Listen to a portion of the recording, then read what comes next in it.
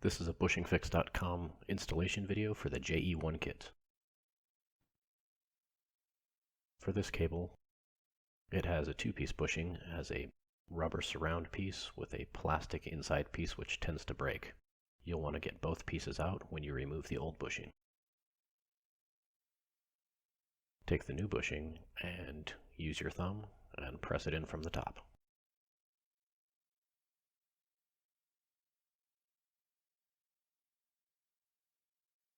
For the other style cable with the metal cable end, it's a little bit tighter fit, so it'll be a little bit more difficult to press the bushing into place, so you might find it helpful to place the bushing upside down on a flat surface and press down on the cable end until the bushing installs into place.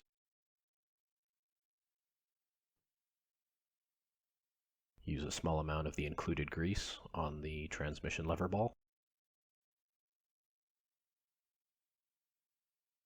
And snap the cable into place. And that's it, you're done. Thanks for watching.